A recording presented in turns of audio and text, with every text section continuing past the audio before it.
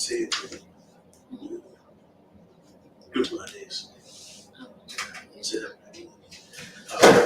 All right, y'all. Shabbat shalom. Sorry for the 14 minutes of lateness, if you want to call it that. Happy Sabbath, though. Hopefully, everybody had a wonderful week.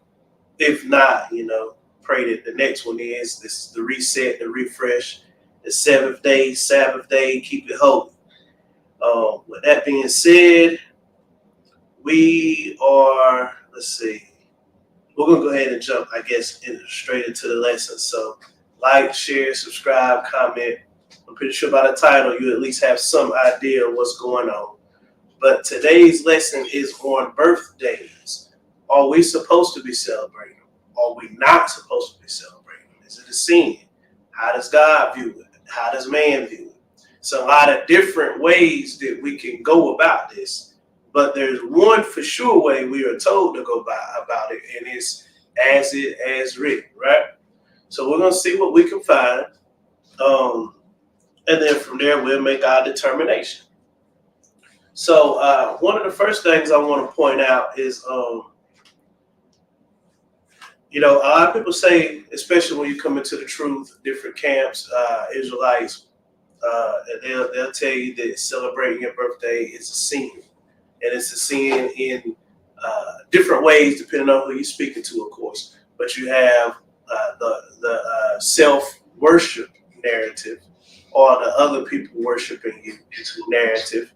And so when you got things like that going on, that is something that you do want to be paying attention to, because you can easily get caught up into something and not understand it the way that you think you do, not understanding the origin, what it's about, things like that. And, I, for one, have been a person that's been caught up into something before and had to go back and revamp and change some things. So it's nothing wrong with double checking and doing your due diligence. But like I said, there's just different narratives. And so instead of attacking all the different narratives in which they are wrong, or narratives in which people are saying it's wrong to do so, I just rather show what the Bible is saying and kind of speak on it from that perspective. So the first thing I want to talk about is Purim. With Purim, you remember what Purim was about? Kind of. Purim, in short, that was when basically, matter of fact, I'll give you a hint because I know you got stuff on this. Remember somebody being hung on the gallows? All right, there we go. What you got? You drawing something? Yeah. Was that Mordecai? They celebrated the Israelites, not the Israelites, the Jews not dying, like God being on their side. God being on their side. So that exactly. So if they celebrated God preserving their life, they celebrate life, right? And God didn't tell them to do it. They decided they would do it. It's not in Leviticus 23 where it's mandated by God. God, he didn't say to do or not to do. This is something that, according to how they felt, they decided to do their own thing. So they still have to be within accordance to the scriptures as far as sin or not. Because sin doesn't tell you, sin is not based on what you do and don't do necessarily according to how you feel. Sin is based on what the scriptures say. So if something in the Bible, if something is written in the Bible and it says don't do this and you go against it, it's sin. If something tell you to go and do something and you go against it, it's sin, because sin is to transgress, which is to go against. So we're definitely going to look into that. But I just wanted to show how every year they celebrate the Most High preserving their life, the Most High saving them out of destruction and allowing them to live. So the celebration of life, I can't really say there's much wrong with that, but it depends on how you celebrate. So now I want to get into another thing. A lot of people read you the scriptures out of Jeremiah 7, and and 18. They got Jeremiah 44, and it's talking about them baking cakes to the Queen of Heaven, and they say that these are birthday cakes. But the scripture does not really say birthday cakes that I've seen. I could be wrong. I would love for somebody to put it on there, and then I would definitely address it. But to my knowledge, it wasn't about the Queen of Heaven's birthday, not in the scriptures anyway. But regardless whether it was or not, we know there's no Queen of Heaven. This is something that somebody is doing out of a lie, out of wickedness, out of something that's not having anything to do with them or God. So we certainly don't want to go that route. And when you read the story doesn't really line up with birthdays. I feel like it's a little bit of a reach to tie that in. However, for those that don't, I want you to consider, and I'm not pulling it up on the screen. I'm just kind of paraphrasing and reading it here and there. But I know that it said that they made the cakes, right? And everybody, jumps on this is why we can't have the cakes and the candles and, wishes. And I don't condone wishes because wishes usually go to genies and other gods. We pray and ask for things. And so depending on how you take the word wish, I wouldn't recommend that. But at the same time, in Jeremiah 44, it talks about how, it says that they also not just bake cakes to her, they burn incense. Now, I know a lot of brothers that are okay with the incense, but they're not okay with the cake. Then it talks about the drink offering. Now,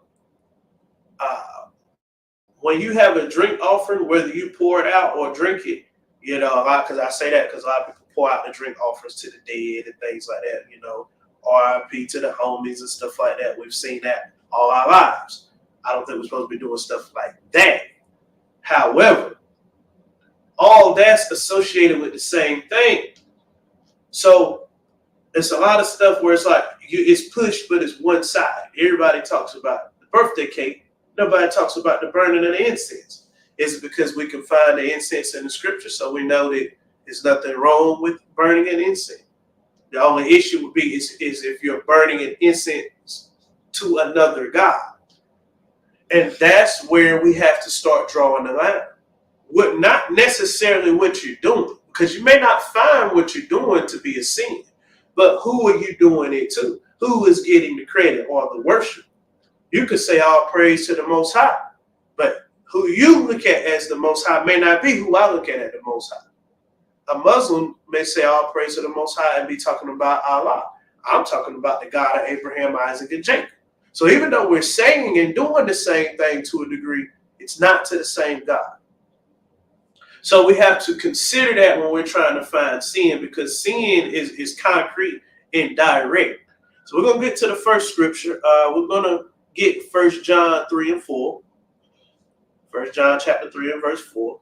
And while we get in there, I want you to consider, when you're talking about celebrating things and you're saying it's wrong, any kind of self-worship or worshiping other, praising others, however you want to word it, remember that would mean that weddings would be wrong, right? Graduations would be wrong, right? Anniversaries would be wrong, right?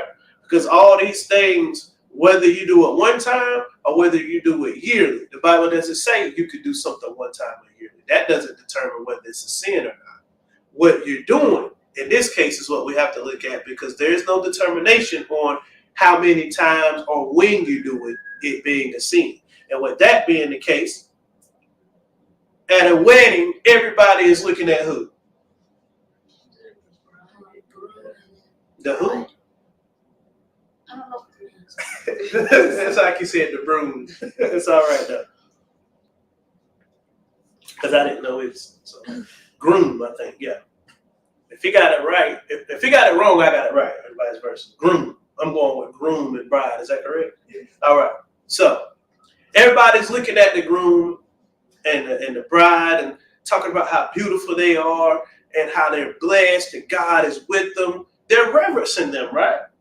That is still a form of praise. You're praising a person. So is praising someone wrong? We're going to have to see what the scriptures say. Because when they coming down that aisle and they looking at the dress, and look, this is modern day. Let's take it back to the days of old. Even back then in a wedding, everybody was happy and it was a festival, a feast, a function, right? One of his miracles was at a wedding, right? So he don't see nothing wrong with a wedding, obviously. It's all throughout the Bible. A wedding is a celebration. And in that celebration, everyone is supportive.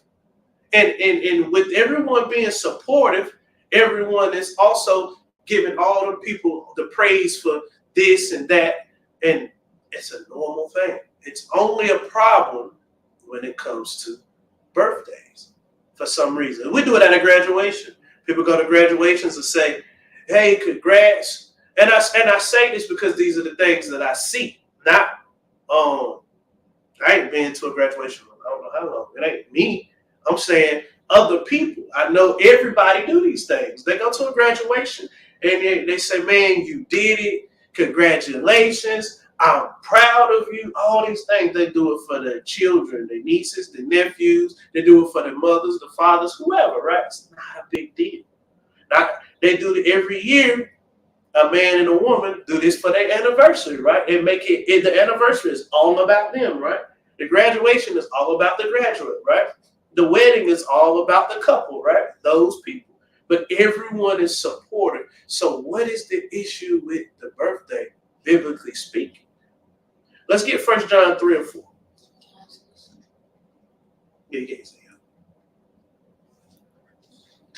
Whosoever committed sin transgresseth also the law, for sin is the transgression of the law. What is sin? The transgression of the law. And to transgress the law, what does that mean has happened? You broke the law. You broke the law. So one more time, what is sin? Breaking the law. Breaking the law, right? If you're not breaking the law, have you sinned? Let's read that. Let's get Romans 5 and 12. Romans chapter 5, verse 12. Read it whenever you're ready. Wherefore, as by one man's sin entered unto the world, and death by sin, and so death passed upon all men, for that all have sinned. For unto the law sin was in the world, but sin is not imputed where there is no law. So where there is no law, there is no what? There's no sin. There's no sin, right? So if you don't have a law for it, is it a sin? No. Is that what we're reading here? Because sin is what? Breaking what? Law. So now we got to dig through the laws, because the law may not say something in particular. And then someone may find a way for it to fall up under the law simply because you're doing something similar. I'm not saying that's wrong. For example, I say this a certain way, not naming any type of medications, but certain medications, because of how they are made, would be considered witchcraft. If you consider certain medications witchcraft because of how they made and the influence on you, then you can't take that medication, right? But the Bible doesn't say some medications is sin.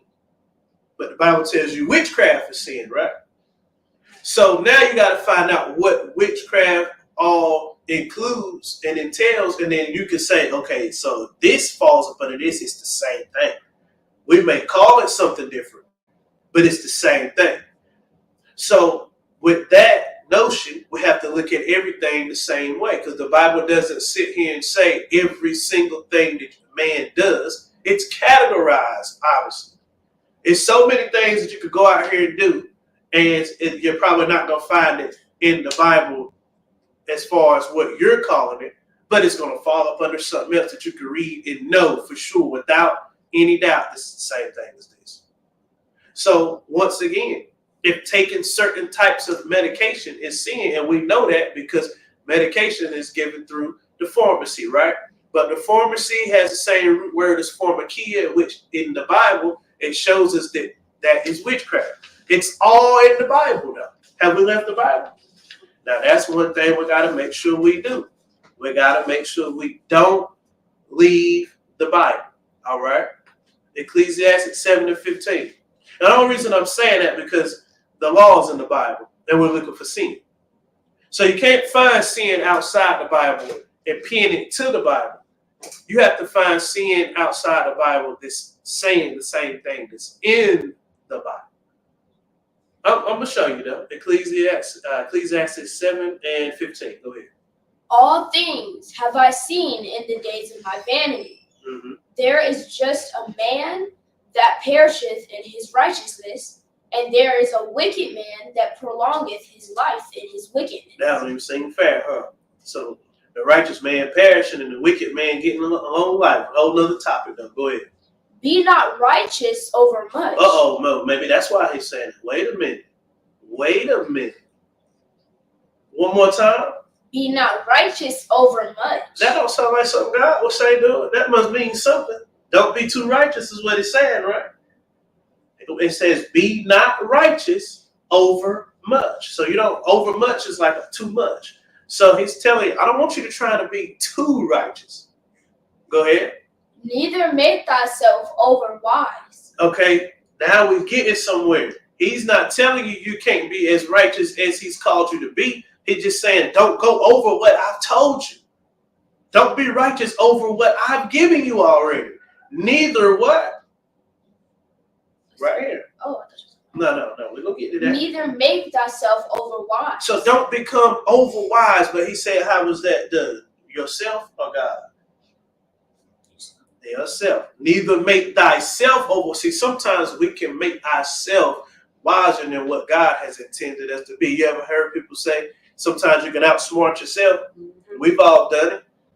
But we're reading, he's telling you, when it comes to your righteousness, don't do that. Now we see what he meant in verse 15 when he says, all the things have I seen in the days of vanity. And then he tells you there's a man, he's perishing in his righteousness. When you perishing, you dying, right? You giving up something, you losing something, you losing out in your righteousness. How is that even possible? And then he telling you, but somebody that's wicked, you looking at them as wicked, but they prolonging the life in their wickedness. Why is this? Because you're being righteous over much and you're making yourself wise. If you don't believe that's what it's saying, finish that one out. Why shouldest thou die before thy time? Right here. Why shouldest thou destroy thyself? So why do you want to destroy yourself? You see that? He's asking, why do you want to destroy yourself? You putting so much on your plate that you're destroying yourself. And you do this in many ways. We're just talking about one today. All right, verse 17. Be not overmuch wicked. So I'm not telling you to go out there and be wicked. Let's clear it up. Go ahead. Neither be thou foolish. Why shouldest thou die before thy time? So I'm not telling you to go do something crazy and put your life in jeopardy, neither. There's always a balance. But just like you could be overly wicked. I know somebody might say, what do you mean? Even a little wickedness is sin, true. But all have sinned, right? So everybody going to have some type of wickedness to them that they have done or doing. But you better not go over. Just like when we talked about him putting all your works on the scale and having to balance out. So you want to make sure that you're not overly righteous according to your own wisdom. How do you get your own wisdom? You get your own wisdom out of the Bible or what? What you would think? No, I wouldn't say that either. Because in the Bible is God's wisdom, right? So if you're getting it out of the Bible, you can't be overly wise if you're reading scripture, right? But you know how you get your own wisdom? When you lean to your own understanding and you go away from the Bible to be wise. You go away from the Bible to be righteous. But righteousness is within God's scripture because he's the one that told you to be righteous. Let's move on. Let's get Isaiah 34:16.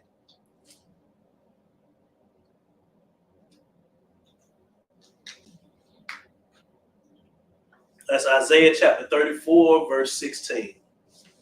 Seek ye out of the book of the Lord. Seek ye what now? Slow that down. This is important here. Come on. Seek ye out of the book of the Lord. Out of what book? The book of the Lord. Go ahead. And read. No one of these shall fail. See, that's the problem. Without people admitting it in their heart, they feel like this Bible done failed them. It don't have enough information. So they go and they find information somewhere else. But he's telling you, all you got to do, if you're looking for God in any way, just seek him out of the book. Anything that you seeking for righteousness, get it out of the book. Go ahead. None shall want. For my mouth it hath commanded, and his spirit it hath gathered. So he already done commanded everything. He's already done put it in the book. He's telling you the stuff in the book my mouth has commanded. So sometimes when we don't find the answer we're looking for, we don't look in the place that we're told to look. We go outside of where we need to be looking. And then when we bring it back in, see, that's why the Bible says don't add and don't take away. Because see, what takes place is I don't have the understanding that I need for something. And I've done this where I felt like I can't really figure this out. So I done closed the Bible or put it to the side, and I done got on Google. I done got on the all these other sources. I'm not gonna name them. I don't know if I can now, but it's extracurricular activity going on for understanding. It's not required. It's standing. So if you haven't gotten it yet, just be cool. It's on the way. You just do your part. We all have to do that. Don't nobody know everything. Let's keep it moving though. Let's get Isaiah 5 and 20. That's Isaiah chapter 5, verse 20. Take that. It glitched for a minute, but you got it. Okay. Woe unto them that call evil good and good evil. One more time. Woe unto them that call evil good and good evil. Mm-hmm. That put darkness for light and light for darkness. Mm-hmm. That put bitter for sweet and sweet for bitter. So you can't swap it. You can't make one thing good bad or one thing bad good. How do we determine what is good or bad? You got to go with what the law says. If it's not in there, then what? It must be good. It's simple. This is why he was telling the Pharisees, y'all putting so much on the people and y'all not even doing the main thing I told y'all to do. Y'all not even doing the simple things. But y'all so worried about what everybody else doing that you putting this and you adding a burden to the people that I have not given them. I told them what was good and what wasn't. I told them what they could and couldn't do. So sometimes when you don't go according to what you can read verbatim, you'll end up calling something good bad, or you end up calling something bad good. Let's keep moving. Let's get Leviticus 18 and 1. Here's another place that people like to go and show that we shouldn't do the birthdays, so we got to cover it. Leviticus 18 and 1. Before you start, I want y'all to also consider this. When we was just reading about don't call good evil, evil good, and things like that, whenever you're talking about, and like I said, we're talking about birthdays, but just anything in general. Whenever you're talking about something being right or wrong, good, bad, whatever you want to call it, you are speaking for the Most High. How many of y'all know that? Y'all know that? Whenever you're saying something about the Bible, you're speaking for the Most High. You are an ambassador of the word or the truth. So this is why he tell you, don't let your good be evil spoken of and things like that, because you're representing him. You are a spokesman or a prophet of some kind according to the scriptures. That's what it tells you that. So anything that you're going and saying, you gotta be pretty sure. Because, see, you're telling somebody God said to do or not to do if you're saying that it's a sin, because God is the one that gave the declaration on sin. So that's something you want to just, always be careful with. Leviticus 18 and 1. Go ahead. And the Lord spake unto Moses, saying, Speak unto the children of Israel, and say unto them, I am the Lord your God. After the doings of the land of Egypt, wherein ye dwell, shall ye not do. And after the doings of the land of Canaan, whither I bring you, shall ye not do. neither shall you walk in their ordinances. So he said, I don't want you to walk in their ordinances, the way they got stuff set up and the stuff that they doing, I don't want you to do it. Pharaoh celebrated his birthday, right? And for his birthday, y'all remember what he did? They had the I think it was the baker's head cut off or something like that. So because of that, because of what someone did for their birthday, a lot of times people say, well, that's the only examples of a birthday we have are bad, so it must be bad. It's not how sin works. Yes, he did something bad. But let me ask you, if you had a holy day, something God actually told us to do, and you go and you do something bad during the holy day, does that mean the holy days are bad? No. Does that mean you can't celebrate them no more? For example, God told us, and it's so much, but I can't, put everything in. So I have to paraphrase some stuff. But God told us at one point in time, he said, your holy days, I don't even want y'all participating in that. Y'all remember reading something like that? He said your hands was covered in blood and stuff like that. So he told us, he knows the stuff that we are doing leading up to the holy day, and some of us even during the holy day, is so bad, he told us to stop doing the holy day. Did that make the holy day a sin? No. Did he tell you never to do holy days again? No. As a matter of fact, that was in, it might have been Isaiah, but Old Testament for sure. We got to the New Testament and we see Paul still keeping the holy days amongst the rest of the Israelites, right? So it wasn't the holy day that was a sin. It was what they was doing. So you got to consider it, but that's something God commanded. So let's give an example where God has not commanded something. Let's say we want to have a picnic, family reunion, anything like that, cookout, typical cookout. Somebody comes to the cookout and they get the brawling or something. They do it. Matter of fact, let's be specific. Let's say they bring some pork to the cookout. We know that's a sin now. Does that make the cookout a sin? No. The sin was in the action that was done at the cookout, right? Right. So what exactly would make the birthday celebration a sin that we can read in the scriptures? That's what we're getting at. So what we want to do now is, when we're reading from Leviticus 18, it told you don't do the stuff that they was doing in the land of Egypt. Now let's see what we can find. Let's continue to read. Verse 4, right? Yeah. Ye shall do my judgments and keep mine ordinances to walk therein. I am the Lord your God. Ye shall therefore keep my statutes and my judgments. If a man do, he shall live in them. I am the Lord. Mm-hmm. None of you shall approach to any that is near of kin to him, to uncover their nakedness. I am the Lord. The nakedness of thy father or the nakedness of thy mother shalt thou not uncover. She is thy mother. Thou shalt not uncover her nakedness. All right, hold right there. As you can see, ain't none of this talking about our birthdays. But what we want to do, I know I put all the way through the chapter for anybody that wants to read. We're not gonna read the whole chapter. I'm gonna jump down to verse 20. Moreover, thou shalt not lie carnally with thy neighbor's wife, to defile thyself with her. Sound like adultery, right? Mm-hmm. Nothing really new here.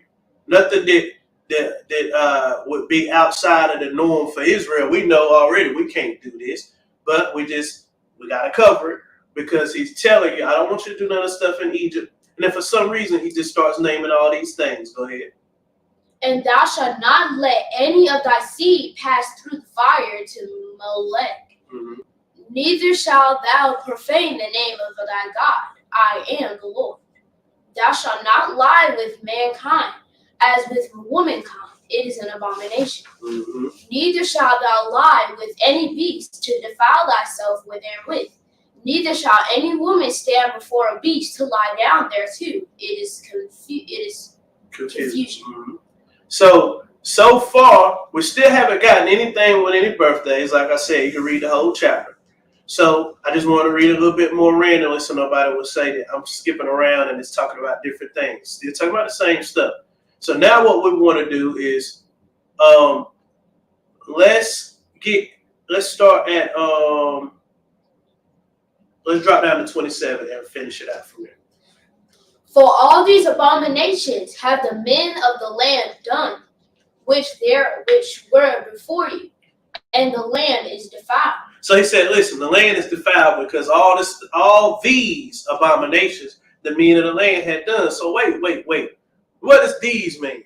He's talking about something particular, right? Something he just listed, right? Did you see anything in there for birthdays? But he said all these things. So if I give you, okay, we got all these scriptures on this paper, right? If I say all these scriptures are the ones we're going to read, I'm not talking about something that's not here, right? That means I'm talking about one of the things that I listed, right? Go ahead and finish it. That the land spewed not you out also when ye defiled it, as it spewed out the nations that were before you. For whosoever shall commit any of these abominations, even the souls that commit them shall be cut off from among their people. Therefore shall ye keep my ordinance, that ye commit not any one of these Go ahead. abominable customs, which were committed before you, and that ye defile not yourselves therein. I am the Lord. So you can't read this and say it from the beginning. He said, don't do none of the stuff they did in Egypt.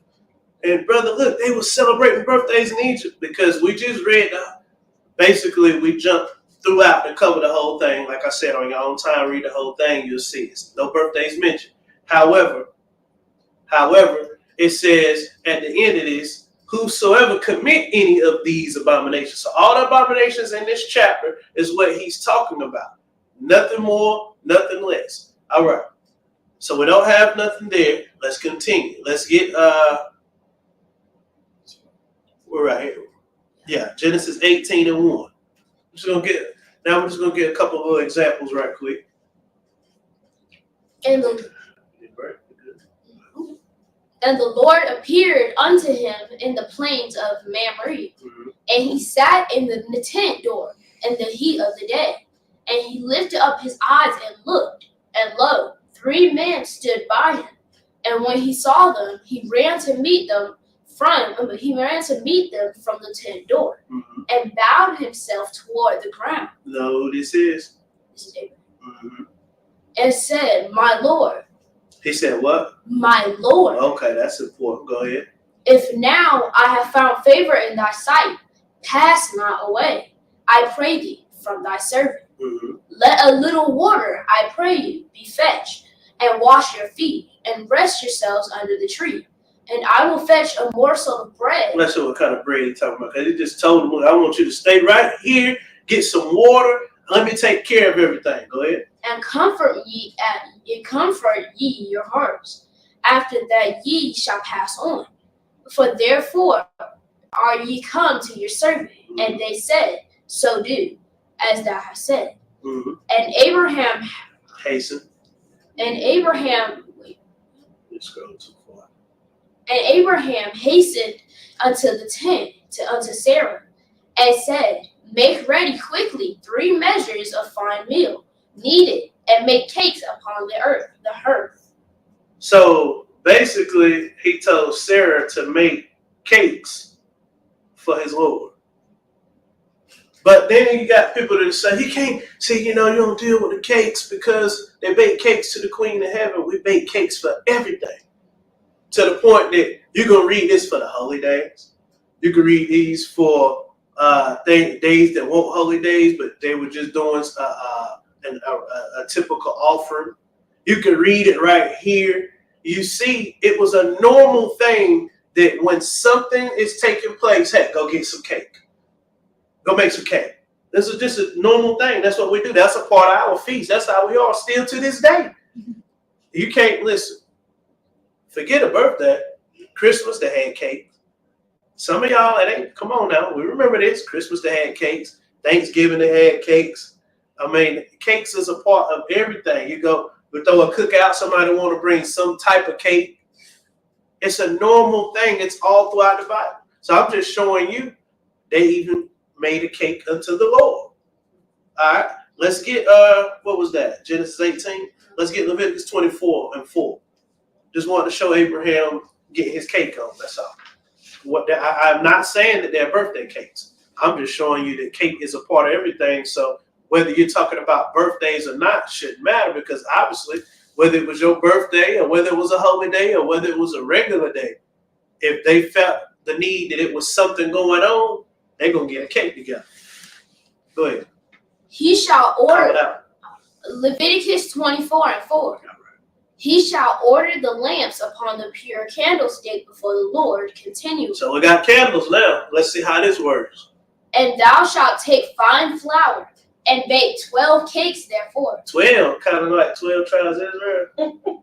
So we got cakes and candles. Go ahead. I'm not saying it's for a birthday. I'm just showing you, because nowhere in the Bible does it say the birthday is bad. So now we got to go and investigate the things that's done on the birthday.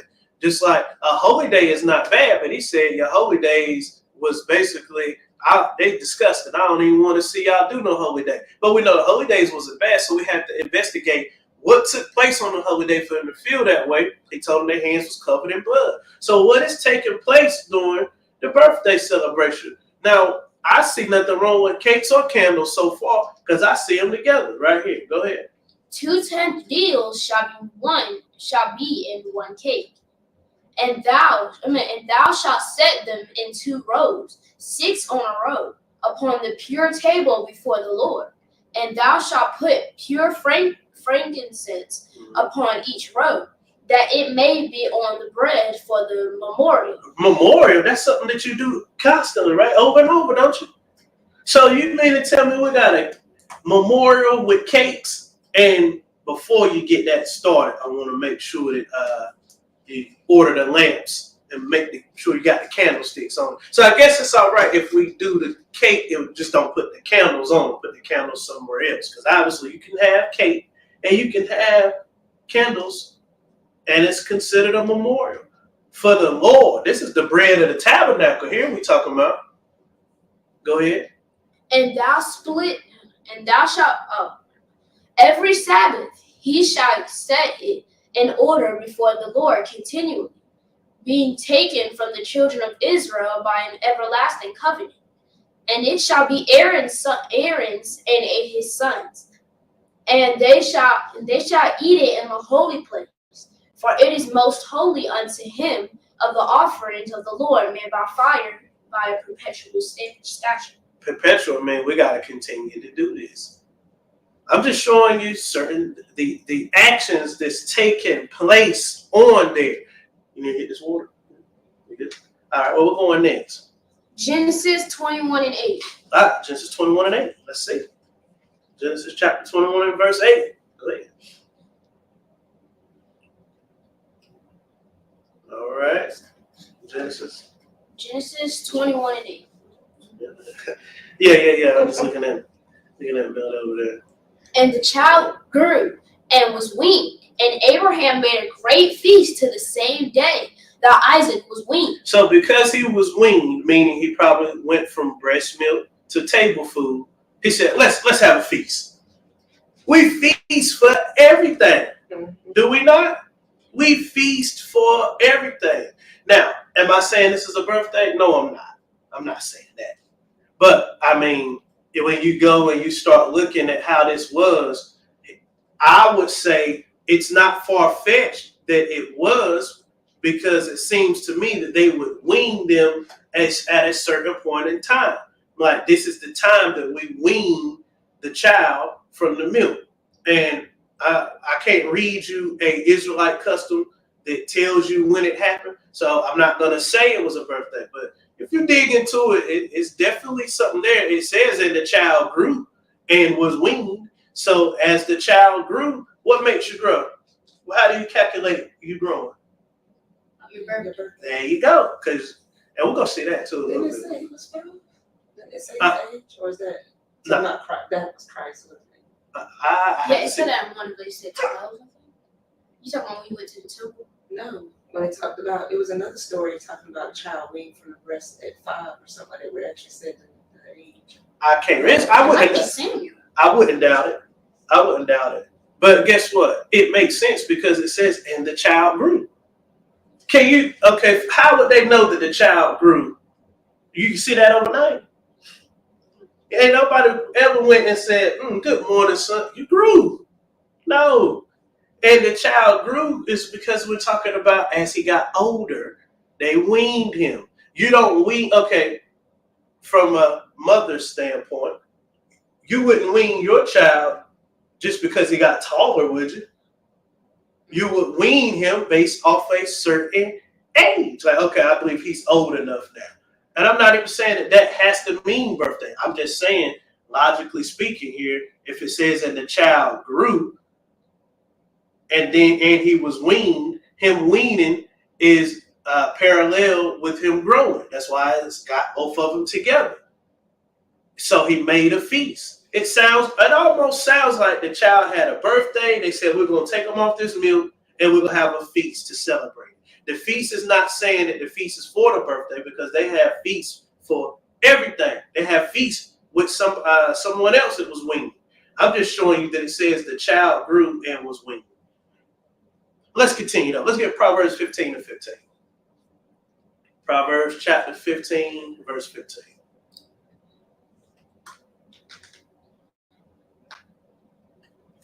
Proverbs chapter 15, verse 15. All the days of the afflicted are evil. So if you are afflicted, you're going through something, those days are bad days for you. Go ahead. But he that is of a merry heart. Oh, right there. What does merry mean? Happy, right? Go ahead. Hath a continual feast. So you can have a continual feast because continual means you keep doing it, right? And guess what? Nobody's feasting for the whole year every day, right? So this is something in particular that's taking place. And he's telling you, a person that is merry, a person that's got a happy heart, they are always wanting to feast. What is wrong with feasting? What's wrong with a birthday feast? You have to say, well, you know what? In a birthday, this, that, and the third. Well, there can't be nothing wrong with the feast because a feast is in everything. Continually, whether it be God or whether it be God telling you, or whether it be you decided on your own. That's why I mentioned Purim. God, we didn't see where God told them to do that, but they was happy, they was excited, and they decided, hey, look, let's feast, right? So we're going to continue. Let's get Exodus 28 and 9. Because I think it's clear that there's nothing wrong with feasting, nothing wrong with cakes during your feast. And when you're feasting and you got cakes there, we've even seen the Most High tell the Aaron and his sons, I want y'all for the tabernacle to make sure y'all got candles in there with the cakes and make sure you eat it, right? So I'm just covering certain things that's associated with it. Let's go ahead and call it out. Let's roll. Exodus 28 and 9.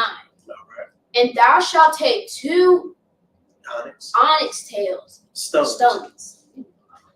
And thou shalt take 2 onyx stones, and grave on them the names of the children of Israel, 6 of their names on one stone, and the other 6 names on the rest, on the other stone, according to their birth.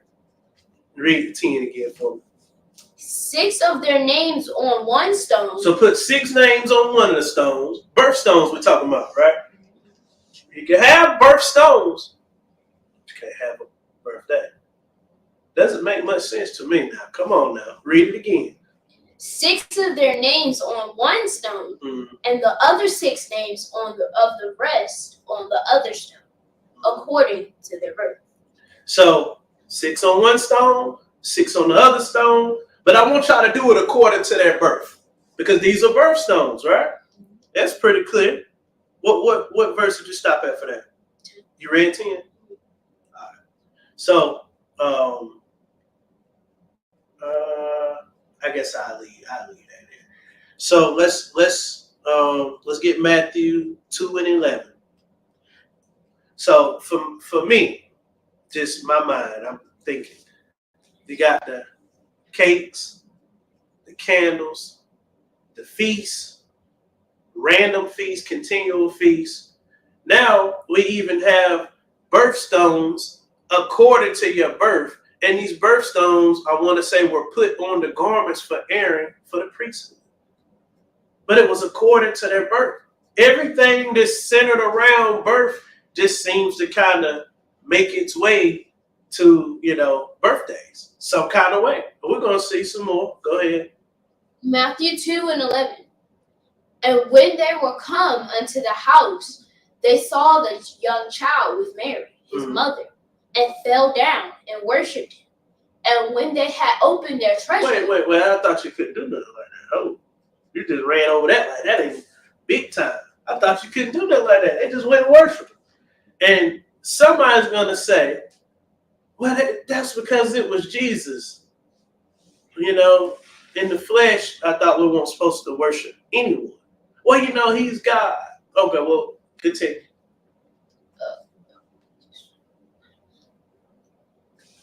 Hold on. You can start it over. And when they were come into the house, they saw the young child with Mary, his mother, and fell down and worshipped him. And when they had opened their treasures, they presented unto him gifts. They gave him gifts when? He was born. What would that be? On his birthday? Now somebody's going to say, but it don't say to do it they did it every year. They would say that they did. We don't know.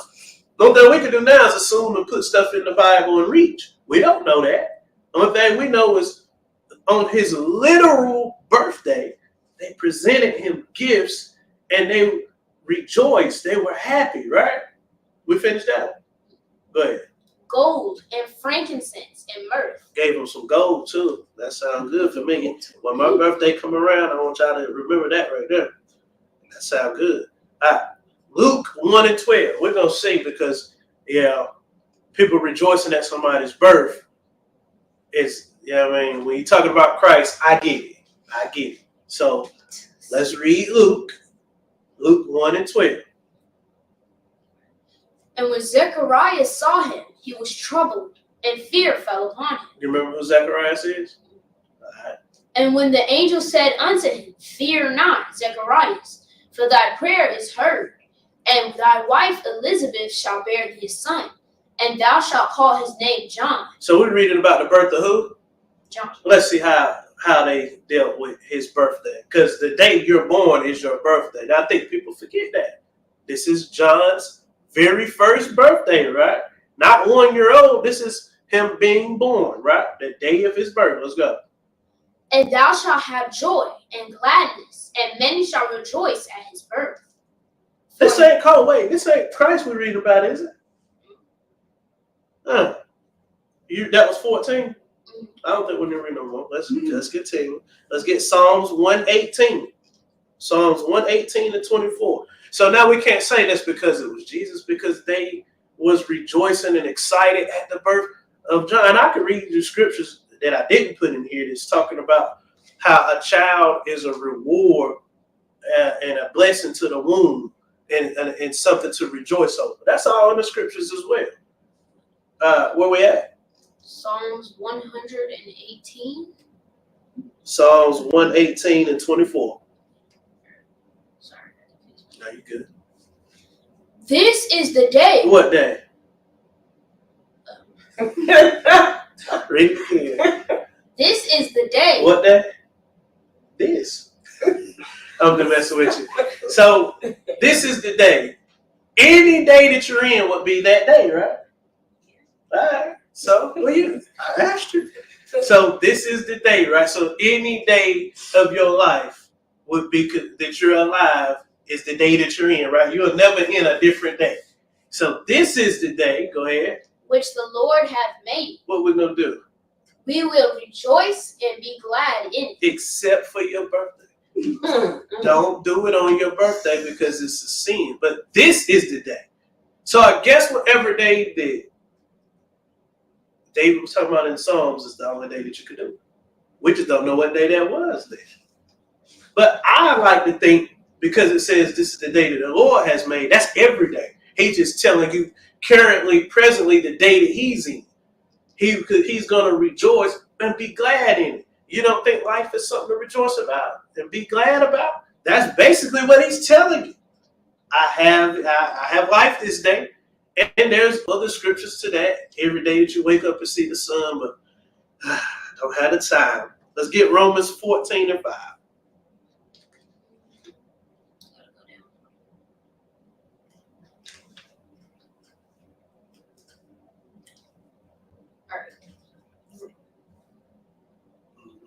Oh, what happened? Romans chapter 14, verse 5. One man esteemeth one day above another. So one man, he has a certain regard or care for a day more than the next man. Go ahead. Another esteemeth every day alike. Some people say, man, all these days are the same to me. Some people say this is a special day to me. Right? Let's see what the Lord have in Romans 4. Come on. Let every man be fully persuaded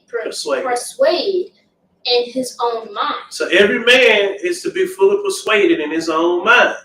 Doesn't matter what the next man thinks, because it's not a sin. He wouldn't tell you that if you were sinning. So whatever day it is to you, we're going to see how the Lord determines if it's good or bad. Go ahead. He that regardeth the day, regardeth it unto the Lord. So if you saying this is the day, we just read this is the day the Lord should made, right? He was regarding it into the Lord. If you're saying that this is a day that you regard into the Lord, hey, who am I to tell you that you're wrong? Go ahead. And he that regardeth not the day to the Lord, he do not regard it. So somebody might be like, man, listen, I don't think this is no special day to the Lord, only the holy days. Cool, don't argue with the person because they are right in their own mind just like you're right in your own mind, unless the scriptures tell us otherwise. Go ahead. He that eateth to the Lord, for he giveth God thanks. And he that eateth not to the Lord, he eateth not, and giveth God thanks. So either way, it's about how you regard the day or the food when it comes to the Lord, unless the Lord has otherwise said so. He has otherwise said so about holy days, right? So it don't matter what you think or regard as a holy day. He's telling you this day is holy to me. It doesn't matter what you think then because he's already told you. Doesn't matter if you pray over the food and say, I want protection over this food. He's already told you this is the food that's sanctified and protected. This is the food that's an abomination. So if God has already told you something to be good or bad, that's excluded from this. But if it's not, then he's telling you, let every man be persuaded in his own mind, right? You read 5 and 6? Psalms 127 and 3. That's Psalms chapter 127, verse 3.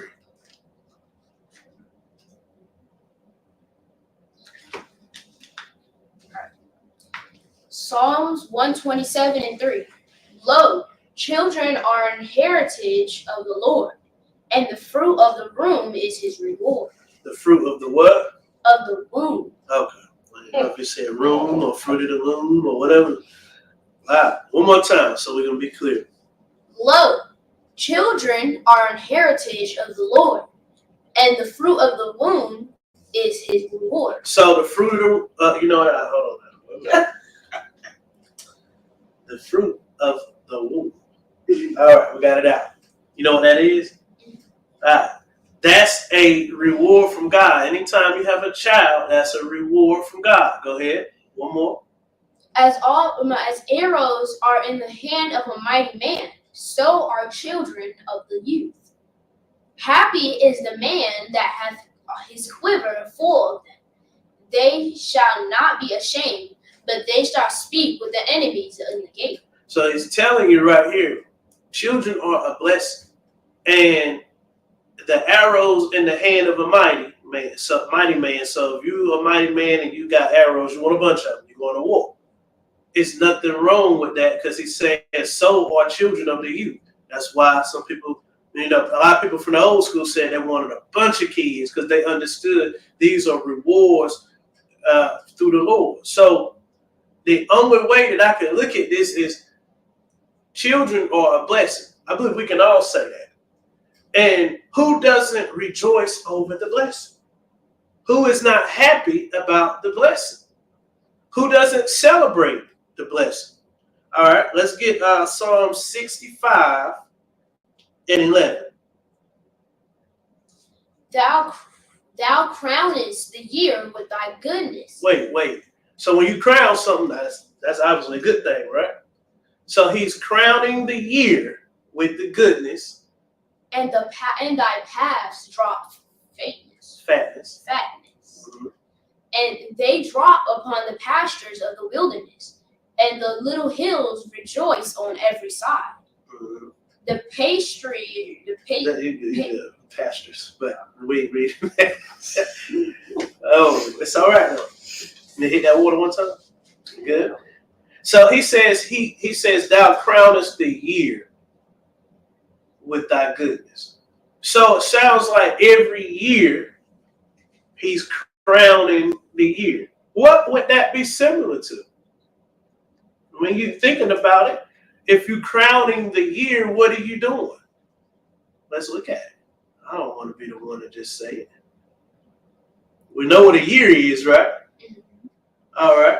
So when you look at it, it says to compass. You see right there? Yeah.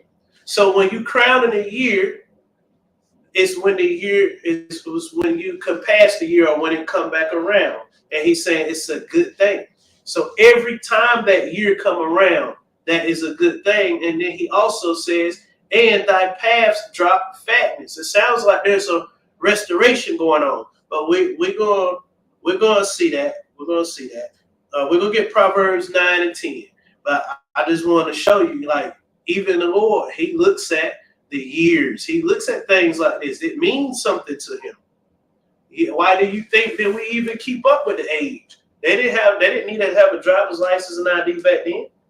But it was an important thing. You got certain ages and you knew, okay, 30 years old, priesthood. Once you pass 65, 70 years old, you left the priesthood.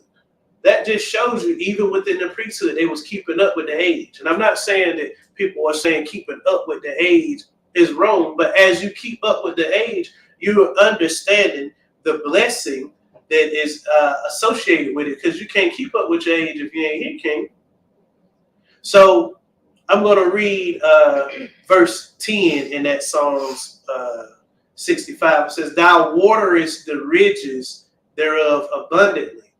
Thou settlest the furrows thereof. Thou makest it soft with showers. Thou blessest the spring of thereof. So it's telling you how he is restoring everything. And that's what it truly means when it says, thou crownest the year with thy goodness. He's restoring it. So to be restored, and he's doing it yearly, I don't see anything. Anyway, Proverbs 9 and 10. Proverbs chapter 9, verse 10. Yeah. Okay, so I know a lot of people say we can't celebrate the birthdays, but they kind of do when they celebrate.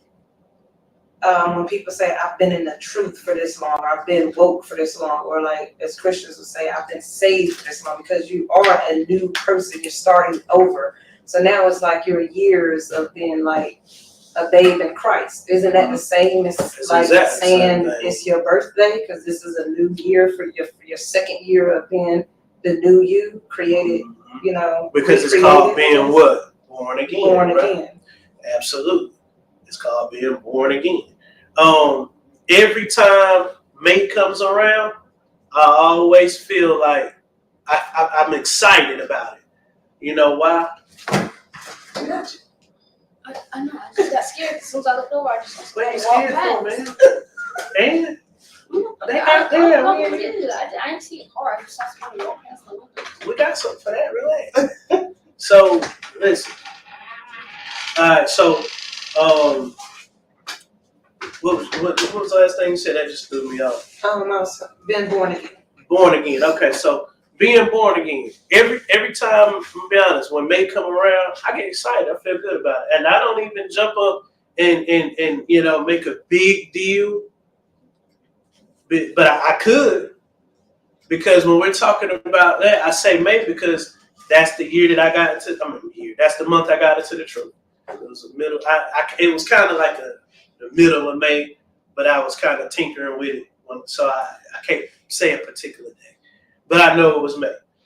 But at the same time, like this year made 16 years for me. That made me feel good. I'm not gonna lie. I'm supposed to just be sad about it. Man, I've been in the truth for 16 years. Can't tell nobody. Can't tell nobody. Can't talk about it. Worshiping me. So here's the thing. When we're talking about that, and we're gonna get to that too. When we're talking about that, we gotta consider, like you said, it's called being born again for a reason. Because the birth is a beautiful thing. And you ought to continue that all the time. But I would have no issue, with somebody saying, hey, this is the day I got baptized, or this is the day that I came into the truth. I want to celebrate. I think, like I said, we see they celebrated all kind of stuff throughout the Bible. Nothing wrong with it. But if you do celebrate that, like you said, what would be the difference of celebrating your actual birthday? I can't, well, what people would say is the origin, which then you got to read the Bible and you got to go into all different types of books and research and show what they were doing, even though you're not doing it. All right, where we at? Proverbs 9 and 10. The one we just did? Okay, go ahead. The fear of the Lord is the beginning of wisdom, and the knowledge of the holy is understanding. Mm-hmm. For by me thy days shall be multiplied. Oh man, now we're talking about multiplying days, right? Because of you having what? Understanding, wisdom, That's on the what? fear of the Lord. Wisdom and knowledge. You see how I say the fear of the Lord is the beginning of wisdom, and the knowledge of the holy is understanding. So he's telling you that for a reason. Because if you fear the Lord and you have knowledge and understanding, you're going to prolong your days, which goes to what was just said. It says, for by me, so he's telling you, I'm the one that's doing it. For by me, thy days shall be multiplied. You're going to have a bunch of days. Go ahead. And the years of thy life. And the what? And the years of thy life. Well, why he's saying years if he's saying days? Multiplied days can still be years, but it seems to me he's specifying it because he's letting you know you're going to have days and years. So just like you can celebrate every day that you want to, that the Lord has given you, sounds to me it would be nothing wrong with doing it yearly, because he says, I'm the one that's multiplying your days and your years. So to say, man, I celebrate the Most High every day. Cool. But you could do it yearly too. We just read it, right? All right. You finished that one? Go ahead. And the years of thy life shall be increased. Years of your life increase. Sound like birthdays to me, right? So like you're getting a bunch of them. If you're getting a bunch of years increased, you're getting a bunch of birthdays. You could be excited about getting a bunch of days, but I guess when you're getting a bunch of years, it's not exciting anymore. We can't look at it that way. We got to go ahead and cherish everything we're getting out of the Most High. 1 Thessalonians 5 and 18. 1 Thessalonians 5 and 18. In everything, give thanks. One more time. In everything. In some things. In everything. One thing. In everything. Do what? Give thanks. So you should be thankful for everything, right? So it sounds like to me you should be able to rejoice and celebrate everything, right? Go ahead. For this is the will of God in Christ Jesus concerning you. Concerning you, that's God's will. He's telling you, I want you to give thanks for everything. So you can give thanks for the birthday. It's a day that the Lord made. You can rejoice in it. You just can't celebrate. You can't have no cake, ice cream. No candles. Even though we can't read any of that, we're reading to rejoice and be thankful for everything. And if everything else in the Bible that you are thankful for and rejoice, you celebrate. Are you not thankful and rejoicing about being passed over? Don't you celebrate it? Yeah. Are you not thankful and rejoiced about being first fruits if you're part of the first resurrection? What about being protected in the tabernacles? What about getting a new tabernacle? What about being a part of the ingathering when he come back? Well, those are holy days he told you to do, not Purim. But they was thankful woman. It just seems to me that, where we at? Proverbs what? 27:2. All right. Let another man praise thee. Stop it. I can't take this. I can't take this. This was Proverbs. Wait a minute.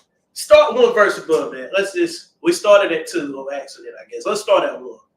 Boast not thyself of tomorrow, for thou knowest not what a day may bring. So you shouldn't be excited about tomorrow, right? Which means if you're going to be excited, what is it going to be about? Today. Anyways, go ahead. Let another man praise thee. I'm sorry, that's just too much for me. Well, who are you that you should be praised? Doesn't matter. Bible says you're gods, right?